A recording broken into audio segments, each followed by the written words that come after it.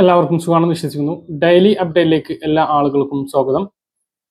നാളെ ജനുവരി 21 തീയതിയും തുറന്നുള്ള ദിവസങ്ങളിലും നിങ്ങൾ ശ്രദ്ധിക്കേണ്ട വളരെ പ്രധാനപ്പെട്ട കാര്യങ്ങളാണ് ഈ ഒരു വീഡിയോയിൽ വ്യക്തമാക്കുന്നത്. വീഡിയോയുടെ വിശദാംശങ്ങളിലേക്ക് കടക്കുന്നതിന് മുമ്പ് കൂടുതൽ ആളുകളിലേക്ക് ഇൻഫർമേഷൻ എത്താൻ ഷെയർ ചെയ്യുക, ലൈക്ക് ചെയ്യുക. ഫേസ്ബുക്കിലൂടെ കാണുന്ന ആളുകൾ ഫോളോ ചെയ്യുക. വീഡിയോയുടെ വിശദമായ വിവരങ്ങളിലേക്ക് വരാം. സംസ്ഥാനത്ത് സ്വർണ്ണവിലയിൽ ഈ വർഷത്തെ ഏറ്റവും വലിയ വർധനവിനാണ് ഇന്ന് കളമൊരുങ്ങിയത്. 3 തവണയാണ് സ്വർണത്തിന് വില കൂടിയത്. ഇന്ന് രാവിലെ ഒരു പവൻ സ്വർണത്തിന് 760 രൂപ വർദ്ധിച്ചിരുന്നു. അതിന് പിന്നാലെ ഉച്ചക്ക് 800 രൂപയും വർദ്ധിച്ചു. പിന്നീട് 1800 രൂപയാണ് വൈകുന്നേരം കൂടിയത്. 2026 കടന്നത് മുതൽ സ്വർണത്തിന്റെ കുതിപ്പാണ് കണ്ടുകൊണ്ടിരിക്കുന്നത്. ഈ ദിവസം വരെ 12,000-ഓളം രൂപയാണ് വർദ്ധിച്ചത്. ഇന്ന് 1,10,000 എന്ന റെക്കോർഡ് തുക പിന്നിട്ടു. അവസാനമായി ഗ്രാമിന് 200 രൂപ കൂടി 13,800 രൂപയും പവന് 1,600 രൂപ കൂടി 1,10,400 രൂപയിലുമാണ് ഇന്ന് വ്യാപാരം അവസാനിപ്പിച്ചത്. SIRന്റെ പ്രതിസന്ധികൾക്ക് പരിഹാരമാകുന്നു. SIRന്റെ ഭാഗമായി അത്തോളി വില്ലേജിലെ 197 ബൂത്തിൽ മാത്രം 775 പേരെയാണ് ഹിയറിംഗിന് നോട്ടീസ് അയച്ച് വിളിപ്പിച്ചത്. എന്നാൽ ഇതുമായി ബന്ധപ്പെട്ട പ്രതിസന്ധിക്കാണ് ഇപ്പോൾ പരിഹാരമായിട്ടുള്ളത്. ബാലുശ്ശേരി EROയുടെ അധ്യക്ഷതയിൽ ചേർന്ന യോഗത്തിൽ നേരത്തെ കൃത്രിമമായി ഫോം പൂരിപ്പിച്ച് നൽകിയ ആളുകളെ ഹിയറിംഗ് നടപടികളിൽ നിന്നും ഒഴിവാക്കാൻ തീരുമാനിച്ചു. കരട് പട്ടികയിൽ ഉൾപ്പെടാത്തവർക്ക് രേഖകൾ സമർപ്പിക്കുന്നതിനുള്ള സമയപരിധി ഈ മാസം 30 വരെ ദീർഘിപ്പിച്ചിട്ടുണ്ട്. സംസ്ഥാനത്ത് സാമൂഹ്യ സുരക്ഷാ ക്ഷേമ പെൻഷൻ വിതരണവുമായി ബന്ധപ്പെട്ട ഔദ്യോഗികമായ അറിയിപ്പ് ഇതുവരെ ലഭിച്ചിട്ടില്ല. എന്നാൽ കഴിഞ്ഞ ദിവസം സർക്കാരിന്റെ പബ്ലിക് റിലേഷൻ ഡിപ്പാർട്ട്മെന്റിന്റെ സൈറ്റിൽ പെൻഷൻ വിതരണവുമായി ബന്ധപ്പെട്ട് സർക്കാർ ഇതുവരെ നടത്തിയിട്ടുള്ള കാര്യങ്ങൾ വിവരിച്ചുകൊണ്ടുള്ള പ്രചരണ വീഡിയോ പുറത്തിറക്കിയിട്ടുണ്ട്. വിശദമായിട്ടുള്ള അരമണിക്കൂറോളം ദൈർഘ്യമുള്ള വീഡിയോ ആണ് പുറത്തിറക്കിയിട്ടുള്ളത്. ഇനി മുതൽ നമ്മുടെ പെൻഷൻ അറിയിപ്പുകളിൽ ഈ വീഡിയോ ആയിരിക്കും ബാക്ക്ഗ്രൗണ്ടിൽ കാണിക്കുക. സംസ്ഥാന സർക്കാരിന്റെ ഏറ്റവും വലിയ ഒരു ധനസഹായ പദ്ധതി തന്നെയാണ് സാമൂഹ്യ സുരക്ഷാ ക്ഷേമ പെൻഷൻ. 1,600 ഉള്ളത് 2,000 ആക്കി വർദ്ധിപ്പിച്ചപ്പോൾ അതിന്റെ മധുരം വളരെ വലുത് തന്നെയാണ്. ഈ ഒരു അവസരത്തിൽ സർക്കാരിനോടൊപ്പം ഈ വീഡിയോയിൽ നമുക്കും പങ്കുചേരാം. കാരണം പരസഹായമില്ലാതെ ജീവിക്കുന്ന ഒരുപാട് ആളുകളുണ്ട്. ഈ ഒരു ക്ഷേമ പെൻഷൻ കൊണ്ടും സർക്കാരിന്റെ ഈ ഒരു സഹായം കൊണ്ടും ജീവിക്കുന്ന നിരവധി പേരുണ്ട്. എല്ലാ മാസവും പറ്റുകടയിൽ നിന്നും കടം വാങ്ങി ജീവിതം തള്ളി നീക്കുന്ന ആളുകൾ, ഈ ക്ഷേമ പെൻഷൻ കിട്ടുമ്പോൾ മാത്രം ആ പണം കൊടുത്തു തീർക്കുന്ന ആളുകൾ, ഇതുകൊണ്ട് ജീവിക്കുന്നവർ നിരവധിയാണ്. 1 വർഷം മുമ്പ് 5 മാസം തുടർച്ചയായി പെൻഷൻ മുടങ്ങിയപ്പോൾ അതിന്റെ ദുരവസ്ഥ നമ്മൾ മനസ്സിലാക്കിയതാണ്. ഭിക്ഷയെടുത്തുള്ള സമരം വരെ നമ്മൾ കാണേണ്ടി വന്നു. അത് പിന്നീട് കുടിശ്ശിക തീർത്ത് വിതരണം ചെയ്ത് സർക്കാർ ക്ഷേമ പെൻഷന്റെ കാര്യത്തിൽ ബഹുദൂരം മുന്നോട്ട് തന്നെയാണ് പോകുന്നത്.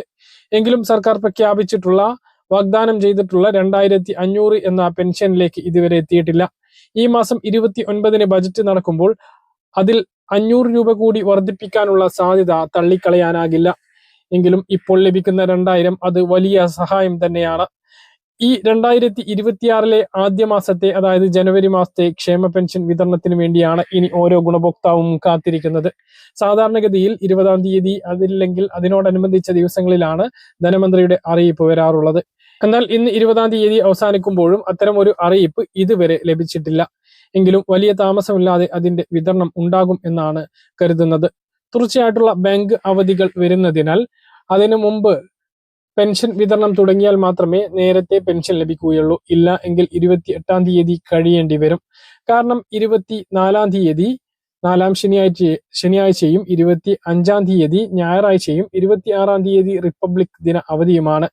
27-ാം തീയതി ബാങ്ക് പണിമുടക്കും ആയതിനാൽ തന്നെ പെൻഷൻ വിതരണം തുടങ്ങിയാൽ പോലും അക്കൗണ്ടുകളിലേക്ക് താമസിച്ച് എത്താനുള്ള സാധ്യത വളരെ കൂടുതലാണ്. എന്തായാലും 28-ന് ശേഷം പെൻഷൻ വിതരണം സജീവമായിട്ട് ഉണ്ടാകും എന്നാണ് പ്രതീക്ഷിക്കുന്നത്.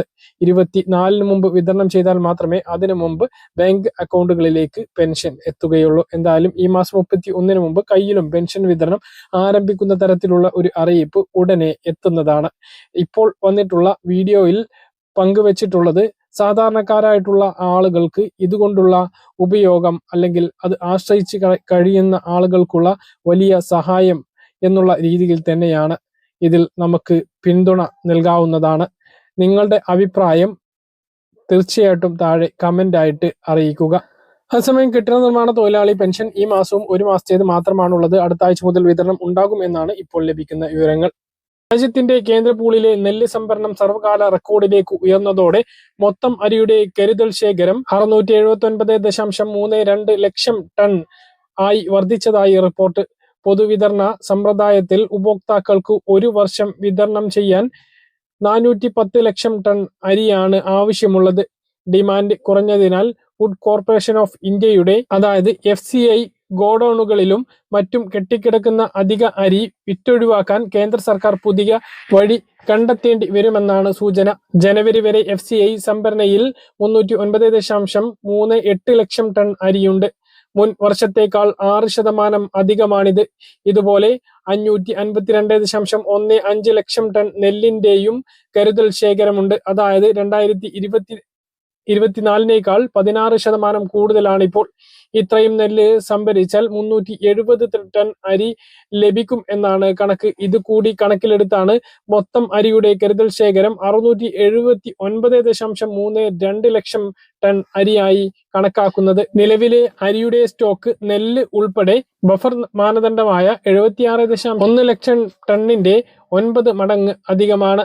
52 ലക്ഷം ടൺ അരി എഥനോൾ ഉൽപാദനത്തിന് നൽകിയിട്ടും വലിയ അളവിൽ അരി കെട്ടിക്കിടക്കുകയാണ്.